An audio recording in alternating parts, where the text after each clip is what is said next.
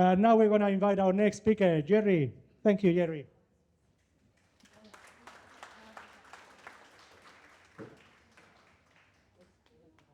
I often tell Tim that I'm not optimistic like he is. I've never thought we had a chance of beating these bastards, but we'll keep on fighting and have some fun.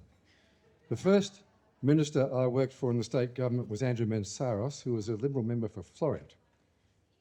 Highly educated, highly intelligent Hungarian refugee who escaped from Hungary as the Soviet tanks were rolling into Budapest in 1956.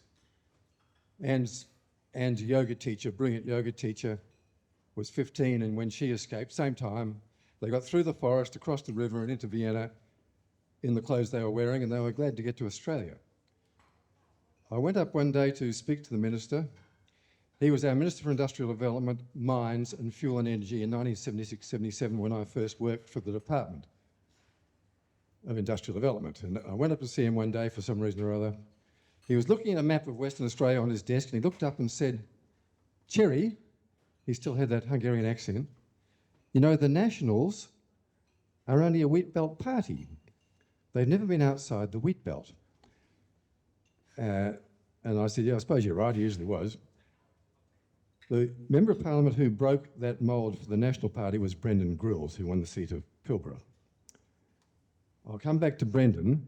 First, I'm going to clarify the meaning of three words that are badly misused and misunderstood in politics today. Those three words are left, right, and Commonwealth.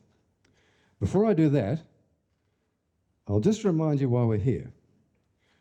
We are the Freedom Movement, as Tim has reminded us, and we only have one goal, which is freedom, because we can't do anything without freedom. And the best explanation of this I've heard for a while, I've seen for a while, was by a professor in Glasgow, and I've quoted him in the penultimate paragraph of the story I wrote for this current issue of The Light Australia. As Professor Gordon Stewart, the whole show from Socrates onward, Magna Carta, Bill of Rights, American Constitution, UN Charter, depends upon the need, no less than the right, to give and take criticism. Given that, any amount of cheating in politics and public life can be somehow resolved. But if taboos are placed upon any criticism which conflicts with beliefs and opinions in official or influential circles, we will descend immediately, go back to a darker age. That's what's happened. We're living in a dark age. The terms left and right are about economics. They are not about anything else, they're about economics. Their origins go back to the 18th century French Revolution, to the time when Mirabeau was having fun. He gave us a beautiful comment about politics that's timeless. In the Australian translation, Mirabeau said that Robespierre was dangerous because he believed his own bullshit. At the meeting of the Estates General in Versailles in 1789, the supporters of the king, the aristocrats, sat on the right of the president. The commoners sat on the left. Right-wing people are rich and powerful, not too fussed about inequalities in society. If the peasants don't have enough bread, they can eat cake. People on the left want everyone to have enough to eat. I'm on the left. I'm not interested in the lifestyles of the rich and famous. I don't want a Learjet for Christmas and a Bentley for my birthday. I was a member of the Labor Party until Mark McGowan ordered poison death shots for employment.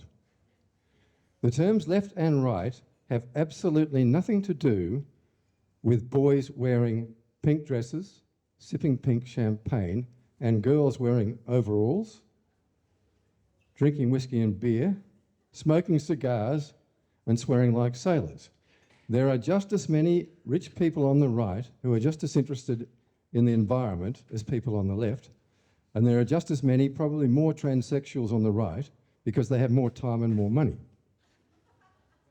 For the first half of my life, and the life of all the baby boomers, if there are any of us left, the immediate post-war years, and right up until the 1980s, there was a working compromise between left and right throughout the democratic West. In Britain, it was known as Buttscallism, after Rab Butler, the Tory Chancellor of the Exchequer, and Hugh Gaitskell, the leader of the Labor Party. In Australia, I don't think we had any particular name for it, but it was the default setting. Until Paul Keating came along in the 1980s, nobody on either side of Parliament dreamed about selling the Commonwealth Bank. And that worked out well, didn't it? I'm lucky I only have to drive 73 kilometres to the nearest branch of my bank. Bob Menzies founded the Liberal Party of Australia in 1944, end of the war. And he insisted that it be called the Liberal Party, not the Conservative Party. Menzies may look like a conservative, he sounded like a conservative, but he was a Liberal. Menzies grew up in country Victoria with Australia's most famous bohemian family. Norman Lindsay's brother Lionel was Menzies' best friend, long-term, lifelong friend. Something the people who are now telling the Liberal Party what to do should keep in mind. This consensus of left and right in politics was known technically as social democracy or the mixed economy. It had an advantage. It worked better than any system that's ever been tried before or since. These were known as the golden years. You'll read about it in modern history. The 50s through to the 70s and 80s. Periods of full employment, people knew what they were doing. In Australia, it was largely held together by the very high quality of the civil service in Canberra during the Menzies years. Nugget Coombs carried the banking through from the days of Chifley and Curtin right through to the end of the Menzies time. He didn't move until Harold Holt asked him to take on the portfolios of Aboriginal affairs and the arts. Now, Coombs wrote that Menzies wasn't very interested in economics. It bored him, understandable, but he liked going to lunch. And in the 1950s, early 1950s, Australia had serious inflation because of the Korean War. So he invited Coombs to lunch, and he said, "Coombs, this inflation is killing me. Can you fix it?" And Coombs said, "Yeah, sure, I can fix it, but it'll be painful." And Menzies says, "Leave that to me." And they went on with more important stuff like cricket. They both knew a lot about cricket. Several million words have been written, most of which I've read, about the decline, the taking over of social democracy, and this is recent history, by neoliberalism. So the first 40 years of my life were social democracy, and we look back on that thinking, we were lucky, Anne and I, to be living at that time. And the next 40 years have been neoliberalism, and now that's falling in a hole, and we're in a vacuum in terms of the political economy. And I am hoping, I did sort of plan to get back into some serious work in this area because it's my main interest in life and I know a bit about it before I croak. But the last 5 years we have had a tyranny, the tyranny of the COVID project. And with a tyranny, it doesn't matter whether it's left, right, military or the church. You have to fight it. So if I don't make it back to my favourite territory, I'll be at the Great Lecture Theatre in the sky and I'll have plenty to say, as you can imagine. At the academic level, the justification of social democracy was first put forward really by the Scandinavian economists, which wouldn't surprise anyone. The best known name is probably Dag Hammarskjöld, but it all came together in a fabulous book, a wonderful book, known as The General Theory. The General Theory of Employment, Interest and Money by John Maynard Keynes, published in 1936. Now, this was the Bible for economists for the next 40 years.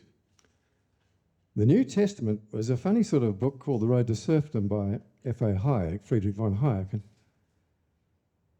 And it left me feeling hollow. I'm biased against it, of course, because I am a social democrat and a New Dealer. But I didn't think it was much of a book. And yet it's enormously influential. It's held close to the heart of the neoconservatives, the neoliberals. It's their Bible, their New Testament. I think the weakness is that and the weakness of the economics we've had for the last 40 years is that it oversimplifies. They have equations, very interesting equations, but they don't have enough variables. They call them externalities. Now, Bob Menzies today, and this is important for the Liberal Party to remember, I think. There are a lot of people telling the Liberal Party where to go. I mean, how to reform themselves and how to change the world. And they've got a long way to go because they're under 30%. But Bob Menzies is mocked because of his really over-the-top admiration for Queen Elizabeth. You've probably all heard his mellow tones. He's recorded, you can watch it. He quoted a poem, which I always thought was Wordsworth, but I checked it out. It's actually an English Renaissance poet called Thomas Ford. It's a beautiful poem. And you'll hear Menzies welcoming the Queen to Australia. I did but see her passing by, yet I will love her till I die. I was introduced to Queen Elizabeth and her hubby, what's his name? The Duke of Edinburgh, on the Royal Yacht Britannia in Fremantle Harbour when I was seconded to the Premier's Department to handle liaison with the media. That's both the local media and the Fleet Street media, who go around the world on these royal tours and feed out tons of pictures and stories about the adventures of the royal family. And they're never short of things to talk about with the royal family. And I was assigned to interview Princess Margaret in the early 1970s when I was a cub reporter, well, a grown-up reporter on the Daily News, in the gardens of the University of Western Australia on a perfect Perth day, and she was there with her husband, Lord Snowdon, who was about as comfortable as a spare prick at a wedding, poor bugger. Fancy being in that line of business. You can't pick your nose, somebody might take a photograph. You can't get pissed at dinner parties in case you talk too much. And I never asked the Chief of Staff why he sent me instead of one of the girls. I think, you're allowed to have a joke in the workplace in those days. You weren't being on camera all the time. And I think he might have done it just to give the girls a shit. So I was surrounded by all the women in the Daily News reporters' room. Alison Fan looked me in the eyes, like she did when she wanted you to pay attention, and I always paid attention to Alison. She's a very good reporter.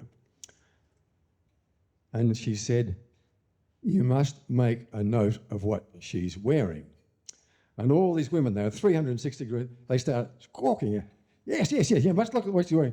The way women talk to blokes when they're making quite clear that we're stupid, ignorant, and we don't understand women, which is obviously correct.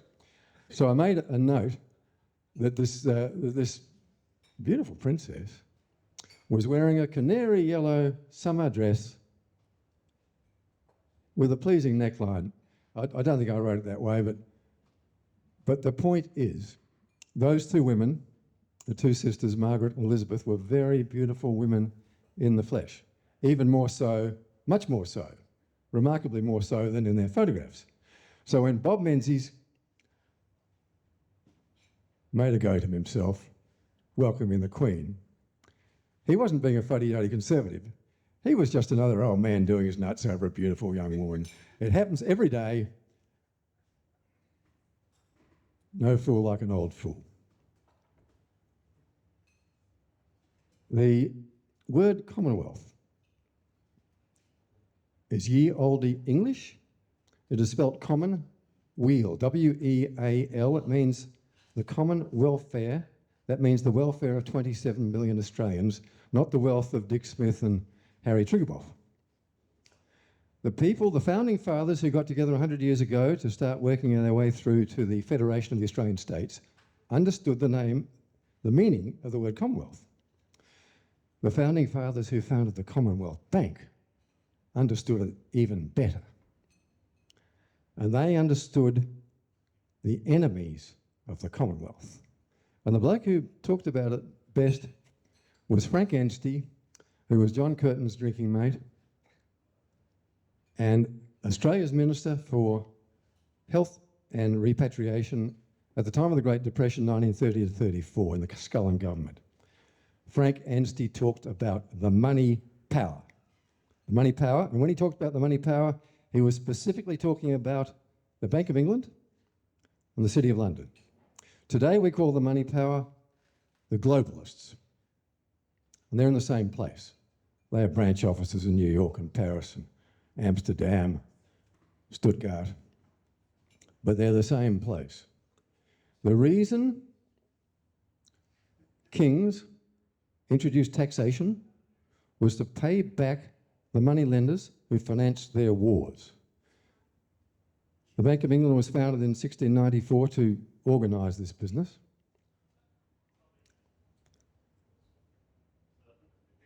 The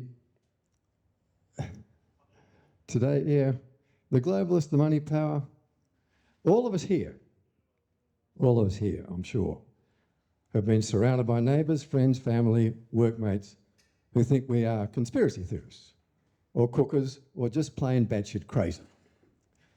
And so we hear on the news the latest item about digital ID and digital, currency, central bank, and we shout out uncontrollably, the bastards are at it again, there they go. And our sceptical friends say, now, who are they? Who are these terrible people conspiring to destroy the universe? The American writer Marie D. Jones made a list of them. I love it.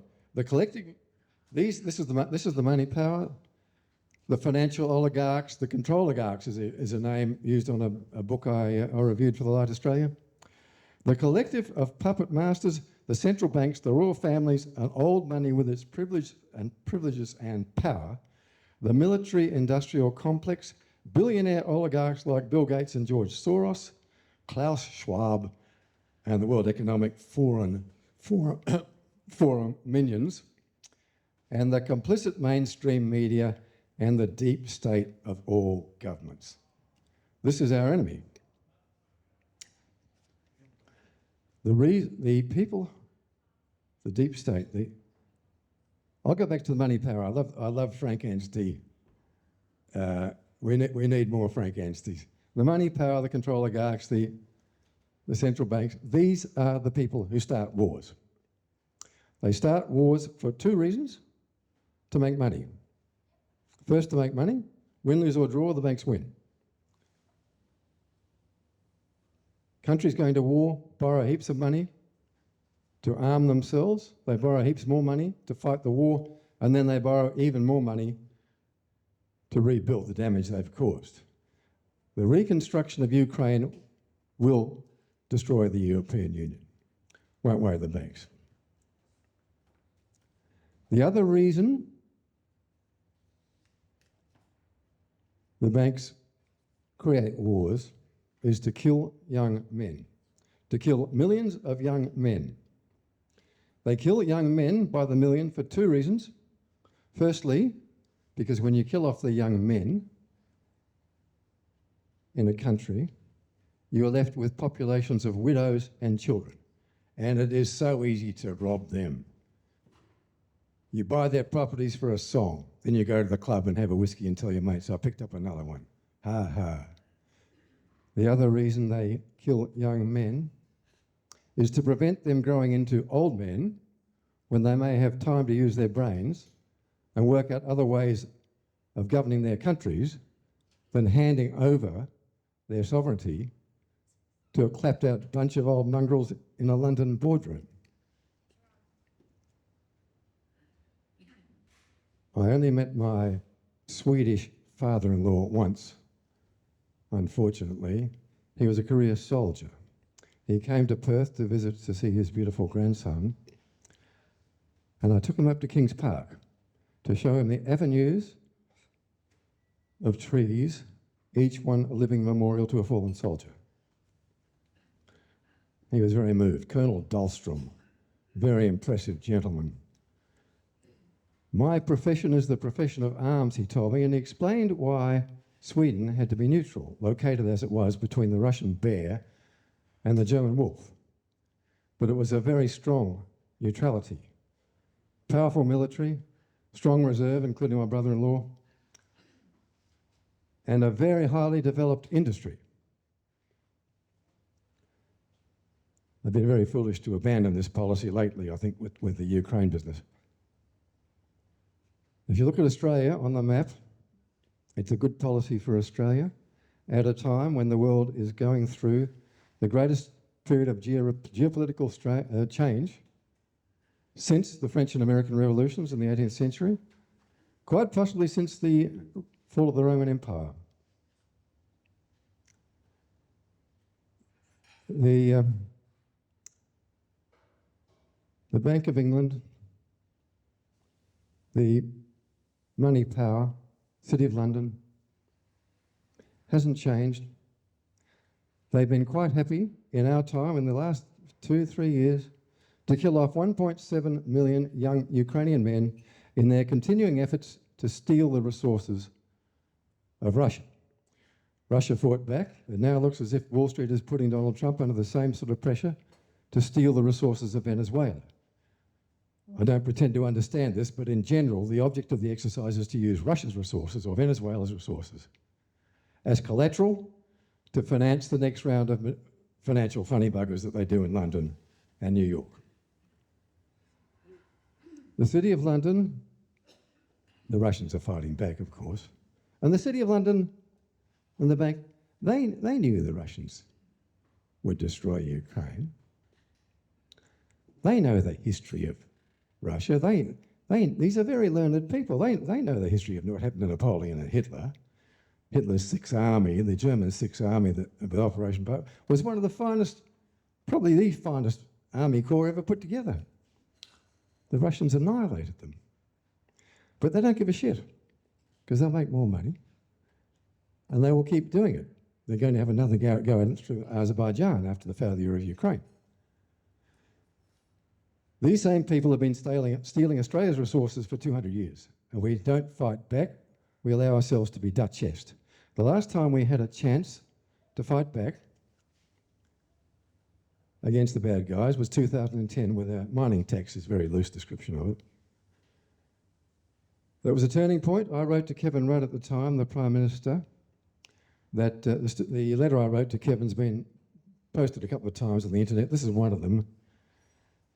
This is a story from January the 12th, 2018.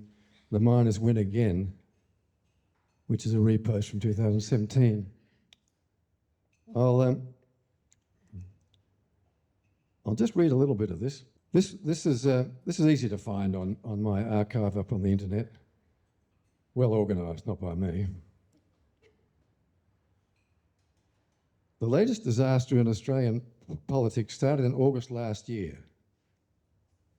This was written in 2017, when the leader of the National Party in WA, Brendan Grills, my local member of Parliament, proposed a steep increase in lease fees charged by the state to the established ore miners BHP and Rio. The ink was not dry on the press release when Ben Wyatt, then Labor's shadow treasurer, was all over Brendan Grills like a rash, accusing him of fiscal illiteracy, among other nauseating cliches from the neoliberal songbook. I groaned when I heard Ben on the radio. He should have kept his mouth shut, had a cup of coffee with Brendan and Colin Barnett, then Premier, and quietly worked through a tripartite approach to the miners. This is the only way we are going to beat the multinationals. They play us on a break. We're accustomed to being divided and conquered. Just look at the last few years. Going back to the difference between left and right, for all those years, the years when Anne and I were at school, there was a consensus about Australia, about what we're on about. It's called nation building.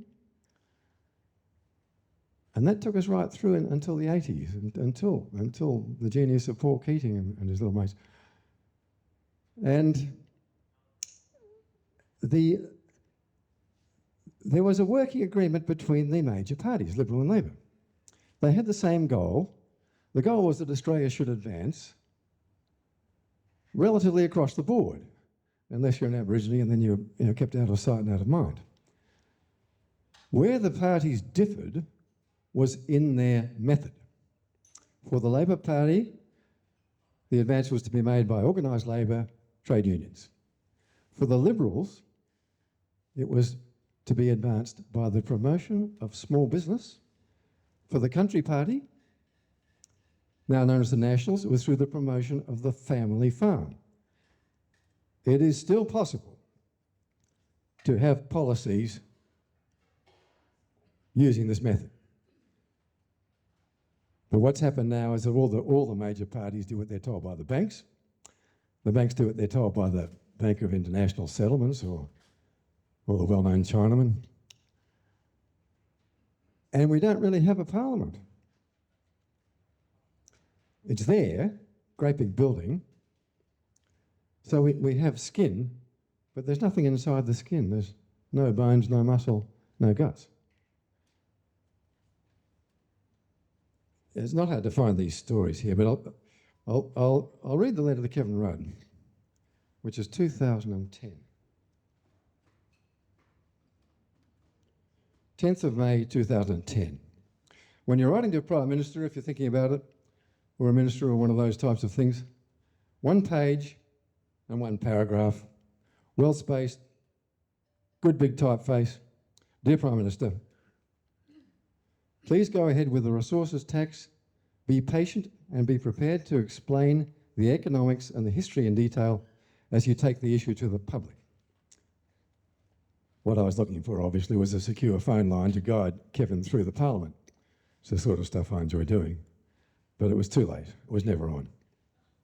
They were torpedoed before it started. There is widespread concern about the frantic exploitation of non-renewable sources, especially here in the north, where we see every day the immense stockpiles, endless trains, and mighty ships taking it all away. Nugget Coombs wrote about the resources tax, rent, or fund in one of his late works. I think you will find the reference in the Return of Scarcity. He traced his own thinking on the subject to a proposal by John Stuart Mill, the patron saint of British liberalism, and one of the founding fathers of classical economics. So the origin of the policy is conservative. I saw you in television news report responding to Andrew Forrest's hyperbole on nationalisation. Nugget Coombs thought Chifley's move to nationalise the banks was unnecessary, and I would be surprised if you did not feel the same way on mining. There's a lot of talent and vitality in Australian mining and prospecting sectors. Nationalisation would be more trouble than it's worth. There are always the corporate types, and companies will come and go. If some of them go offshore, others will replace them. The most important person in the industry is the small prospector, just as the most important person in the education industry is the teacher in the classroom, a point often forgotten in the needlessly complicated education debate. For 45 years, we have been exporting high-grade iron ore from the Pilbara. In all that time, we have not even interconnected the railways up here with the Trans-Australia, or yet let alone connected with the coke and coal mines of Queensland. It is a great failure of nation building, and it was not intended to end this way. The original agreements with the iron ore miners were hammered out in the West Australian Department of Industrial Development. The iron ore mining was intended to lead to steelmaking and usher in a period of industrialisation in the Australian economy. Instead, we have de-industrialised. We do two things well in Australia: materials handling and real estate sales. We extract and ship out amazing quantities of non-renewable resources and we convert them into non-productive suburban property at such inflated prices that we can't afford to live in our own country. Unfortunately, that is all we do. We have a top and bottom but no middle. We have arms and legs but no heart. We organise a society for the benefit of big companies. We have men and women working 12-hour days for 2 or 3 weeks, solid, then flying around the country like zombies. So, I'll wind up there.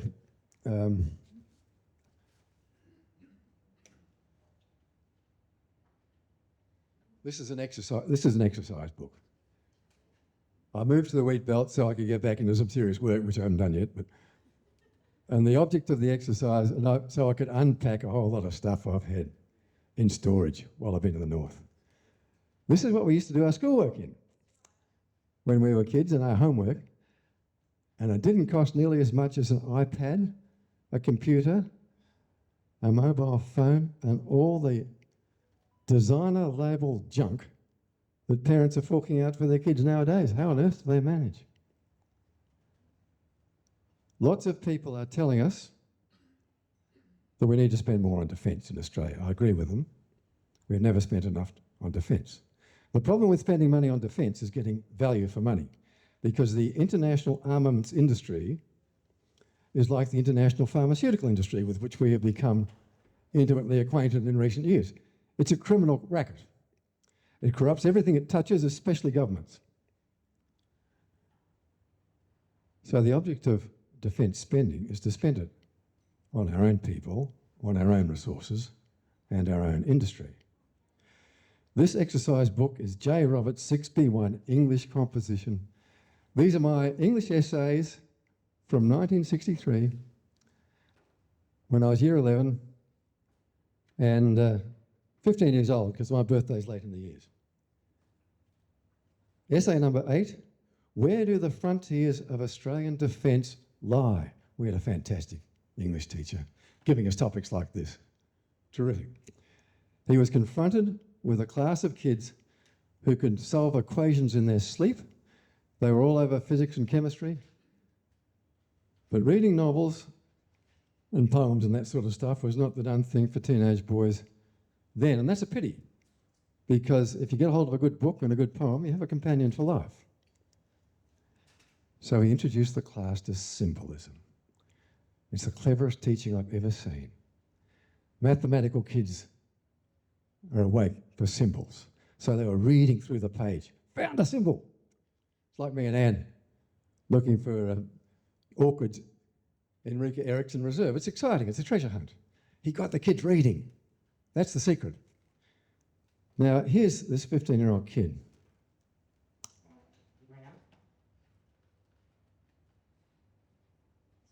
Strange kid. History has shown that an island must defend itself as such. Once on land, superior forces will win. And I go on to talk about Papua New Guinea. This was 1963. What sort of a 15-year-old kid writes that sort of stuff? And obviously the most boring bloke. That's why Andy goes to the garden all the time. This is the state government's document for the new submarine construction that I wrote in 1985. This map is to scale. It's a projection of the world from the South Pole to scale, and it shows the significance of Fremantle in terms of geographic location, the strategic location of Fremantle, because on December the 7th, 1941, when the Japanese destroyed Pearl Harbor, Fremantle quickly became the centre for Allied submarines.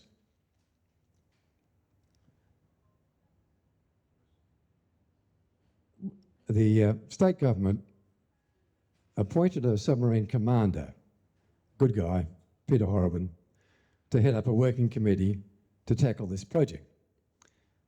We had an engineer from Clough's, Nick Degrisevich from my old department did a mountain of work, and we had a visitor from the Navy, not a high-ranking officer, never saw him in uniform, something out of a James Bond movie. He was the weapons system boffin.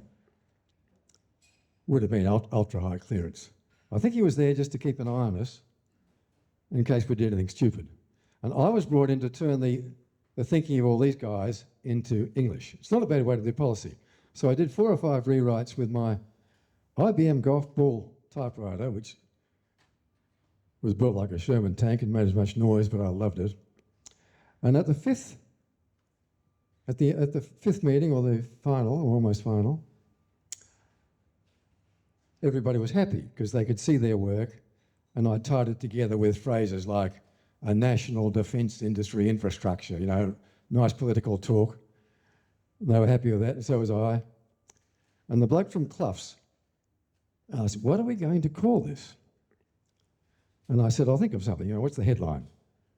So at the next meeting, the last meeting, I gave them the headline, Towards a Secure Australia. This is 1985. Next it goes upstairs to the minister, and he made one alteration. He put in one word on that headline, and it was such a classical political compromise that I laughed out loud. He put in Towards a More Secure Australia, because my headline implied that Australia was not secure. Bloody oath it did. Because Australia is not secure, was not secure, and never has been secure, and we couldn't be less secure than we are now. And I only just discovered, looking, that my original went back, there it is, Towards a Secure Australia. I've only got one of these, unfortunately. So this was Canberra, February 1985.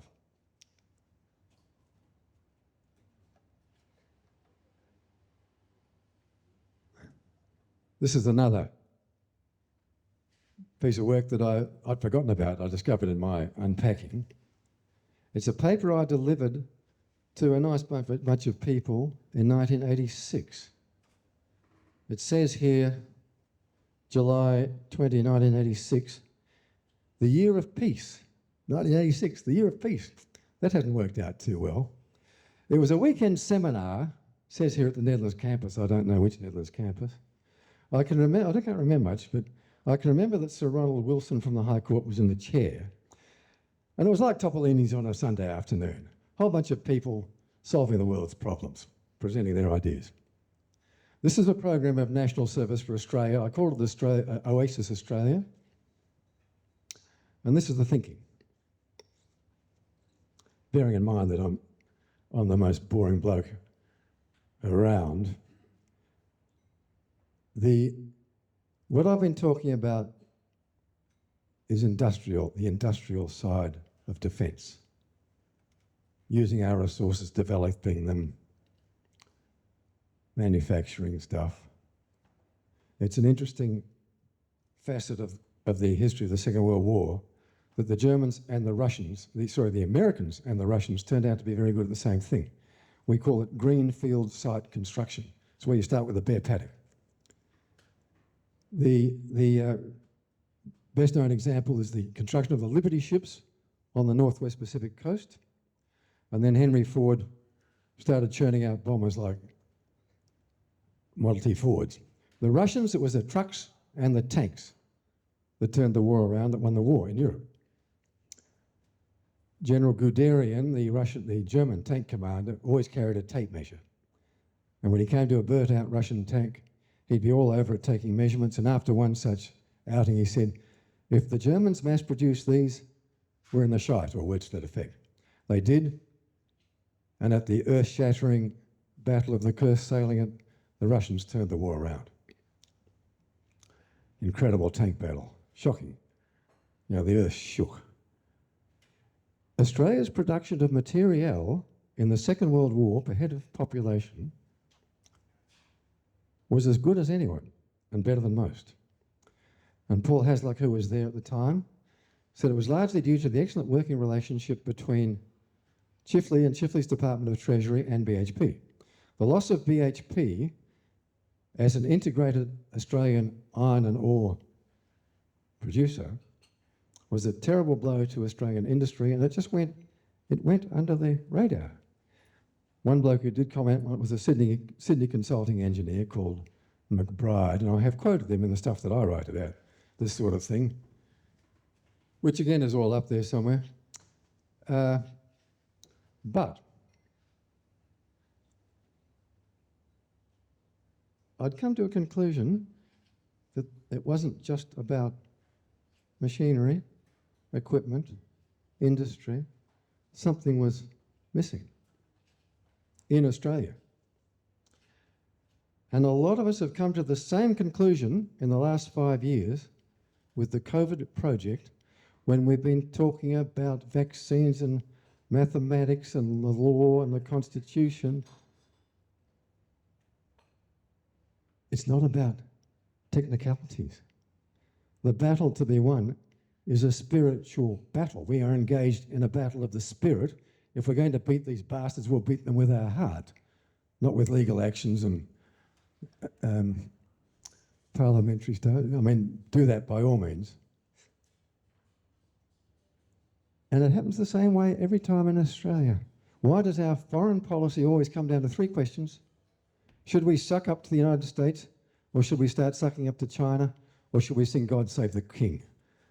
The 4th option, that we might stand up as our own right, as our own people on our own continent, doesn't get a Guernsey. So what I was addressing with this program of national service is the heart of Australia, because it seems to, I do think that we don't know enough about our own country. That's where it goes wrong.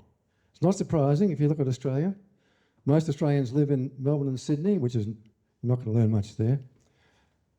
And if the Gold Coast is Australia, we might as well emigrate to Las Vegas. Cities like Perth are a fool's paradise. Beautiful place, beautiful river. The hills are alive with the sound of leaf blowers. We have the best beaches. Anne and I had to swim on the way here. I had to swim and got our feet wet. So the idea of this project, which I put forward in the Netherlands campus and wherever, only a vague memory. But I know I was boring everyone to death, firstly with my opposition to neoliberalism and privatisation and letting the banks do anything they liked. And then when I started talking about national service, I could see their eyes glazing over. You're doing very well, you're still awake, you guys. And then the point, it couldn't be a military thing. The army doesn't want to know about it. And we don't want 18-year-old kids to spend a year marching around parade grounds, polishing their boots, pulling rifles to bits, and learning how to make their beds so bloody tight you can't wriggle your toes in them. And the kids would tell us to get rooted anyway. So it needs to be environmentally based. Getting out there, fair bit of Boy Scout stuff, planting trees, heaps to do.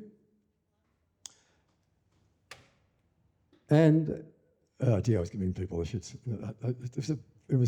I think they just didn't know what I was talking about. And then I read a paragraph in the paper that Weary Dunlop was in Perth and was giving a lecture that night at the Octagon Theatre. I rang up my mate Pete and said, Weary Dunlop's talking tonight at the Octagon, let's go. And off we went, and we had this magnificent night with Weary Dunlop. He used slides of Chalker's drawings of life on the Burma railway camps, where they used they were making surgical instruments out of bamboo. And at the end of this magnificent lecture, he came to the point that I've come to here. What do we do? Where do we go? Tim went there too. You can't escape it. And he said, we need a program of national service. Not military, environmental. And my mate sitting next to me started conducting because we were singing my song. And at the end, the very end of his talk, he came to the single most important factor. Everybody must be at the same level. All at the same level. That's us. That's Australia. We're mates. We don't kiss the arse of the lords and ladies. Tommy Wren was our Minister for Housing. It might have been in the Hawke government. Was it Tom? What do you reckon? Was it that far back? Yeah. Yeah. Well, that's right. Yeah. I knew Whitlam pretty well, and he said that his socialism came not from reading Marx, and congratulations to anyone who can read Marx. He defeated me in straight sets. And not from a university course on political science. It came from the Burma Railway. He survived the Burma Railway. Lots of our people, lots of them did not survive. They died from disease caused by malnutrition and exhaustion. But if they hadn't all worked at the same level, supported one another, at the same level as Weary Dunlop said, they all would have died and nobody would have come home. I was going to call this lecture, when I first got in touch with Pillow, Sovereign Australia. But then the police started rounding up our sovereign citizens and taking them off to football stadiums and torturing them and shooting them and dropping their bodies 100 miles offshore to feed the sharks. That's the next chapter. That's why people need to stand up now. So I got back to Pillow and said, I think we better change the title of that lecture, because we'll have Topolinis will be full of undercover cops, the FBI, the CIA, MI6, and our very own homegrown pox doctors clerks from ASIO. But that's what I'm talking about all the same, by another name. Because the sovereignty of our country will not come from a piece of paper or a high court. I mean, how much use have those bastards been in the last 5 years? Disgusting. Disgusting. The Masons must have tied their bloody balls together or something. The sovereignty of Australia is to be found in our hearts, in the character of our people and our country. And that's what I want to talk about in more length next time we get together, the character of our people and our country. But we've had enough for one Sunday afternoon at Topolinis, I think. Thanks for listening, and thanks, Pillow, for slotting me in here. And thanks to Topolinis for providing a haven of free speech. Fantastic. Thank you, Jerry. Has anybody got questions for Jerry? Yes, please come to the microphone, Tom.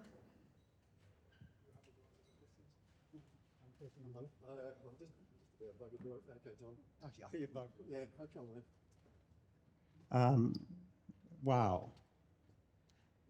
Thank you, Jerry. You guys got to listen to a lot more of this. This is, can I hear? This was something else. It was a tour de force down Australian history, and with lots of lessons, and even to the last, bringing out the notebook. I particularly enjoyed that. I remember those days. I'm sure that many of you do as well.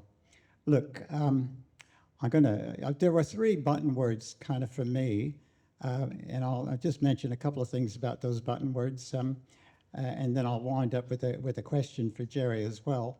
One was the money power, and the other one was left-right and mixed economy. You might detect my American accent. The money power is something that we've had to fight in the American history as well. The term money power, if I'm not mistaken, came from Lord Rutherford, who in the British Parliament said, don't ever take on the money power, meaning the lords being at the time. And the use of the term money power continued on into Australia, the founding of the Australian Labor Party in the 90s, 1890s, and in the early part of the century. That was, their fight was against the money power. So this term money power goes on and on throughout Australian history.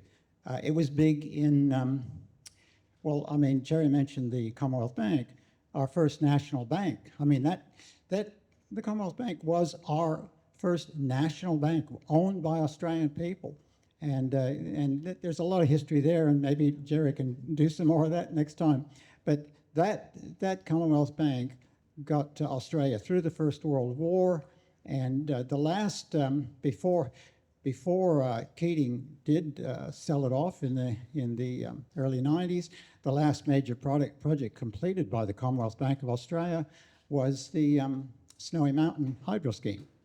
And the reason this is important, the National Bank, is because he completed that without borrowing from overseas, as you would today.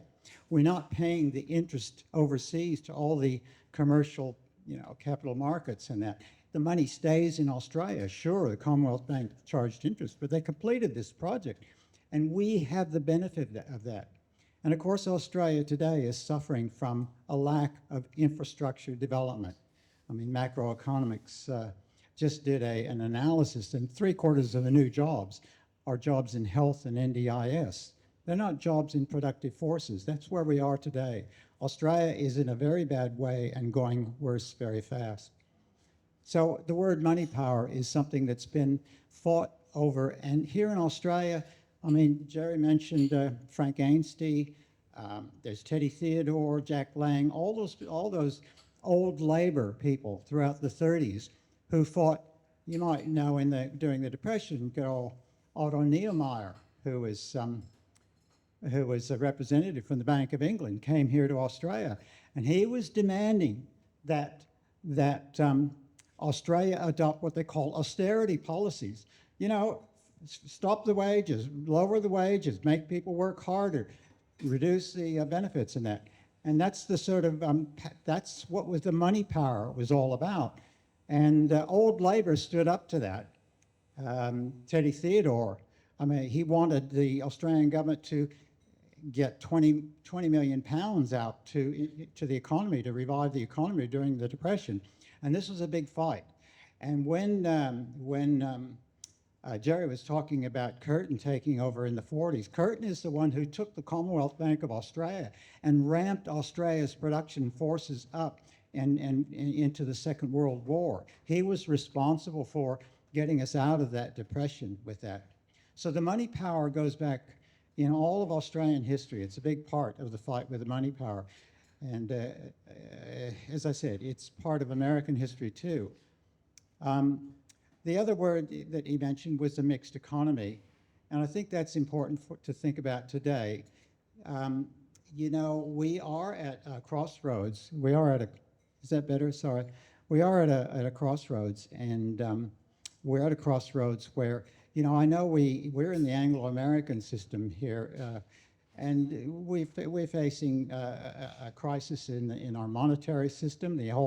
It's based, in 71, with the loss of the gold standard, everything is going downhill from there. And you think there's almost half of the world's population, or more than half of the world's population, is looking at their children are going to have a better life than what they're living. We're on the opposite side of the fence now. Our kids aren't going to have the lifestyle that we know that our kids aren't going to have the lifestyle that we've got. And so we have to think there is another side to this that's happening, and that's going to be part of my question for Jerry. Just so you can think about it, Jerry, where do we need to go to get out of where we are now, this money power that's oppressing us? The only other thing to say here is, as I say, China has brought, 600, 800 million people out of poverty in the last 3 decades. What other country has achieved that? It's just huge. And as I say, these countries in Africa that have told kick the French out of the ECOWAS countries, kick the French out of Africa, they're heading for the BRICS.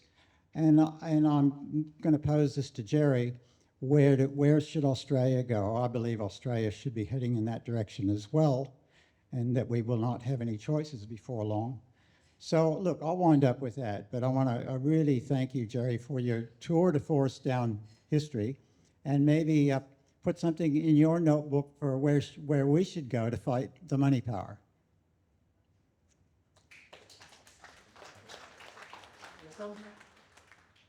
I've written about this in 2017, and the world's changed a lot since then.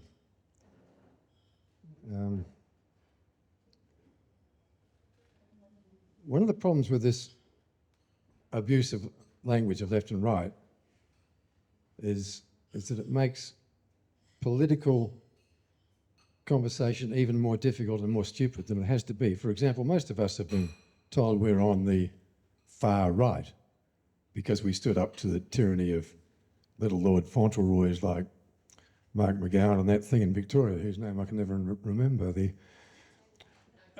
And now we have Donald Trump, who appears to be heading into his last days, saying that America's problems are caused by a radical left. America doesn't have a radical left. It's never had a radical. America doesn't have a left. Arthur Miller, the playwright of Death of a Salesman, commented on that.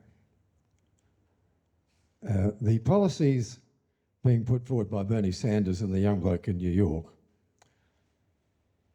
are vaguely left of centre, but they're really centre, pretty middle of the road Roosevelt New Deal, and they're appropriate for those big cities now.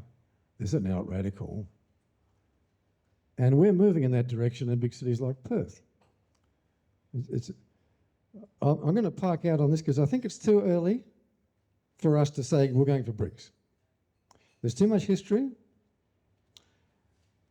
What I wrote about this in 2017 was that we should neither be all the way with America or with China. And that's going to sort itself out because the Americans, I even wrote this in 2017, a two-part thing. I don't think it got published actually, but I called it the Australia Project, about the sort of stuff I've been talking about here, and the real problem with, I think we need to be more,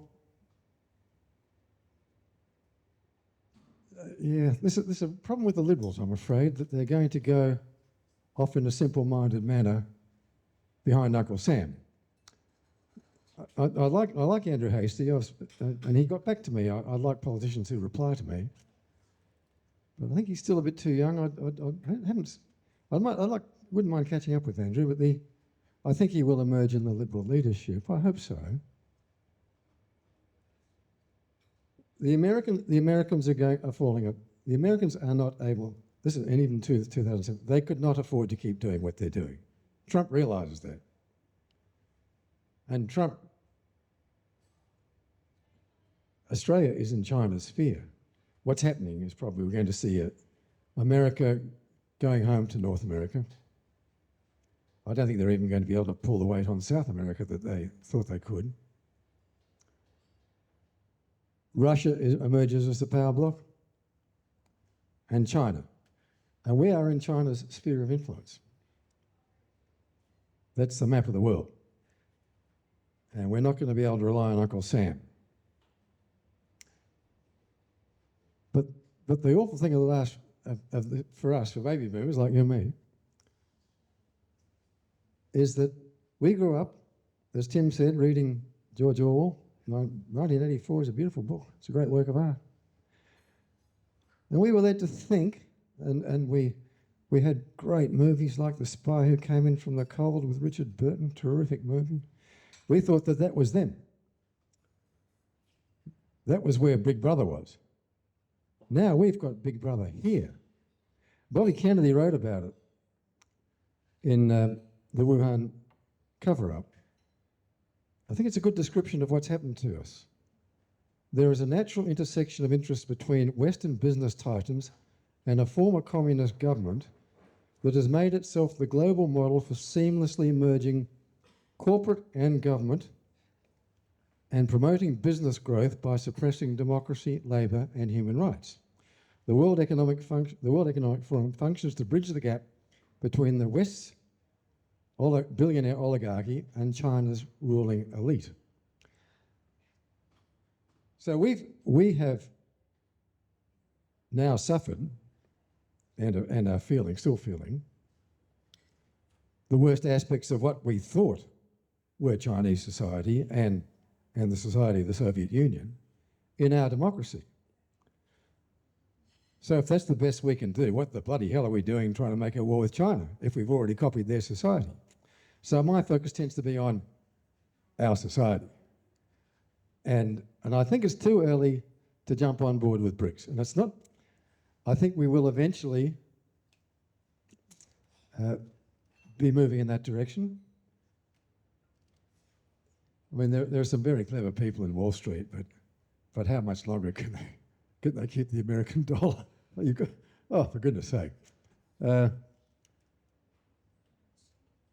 it's something where I probably differ with you guys and with Robbie and on the Citizen Party. I think it's too early. I think we need to focus on our own society and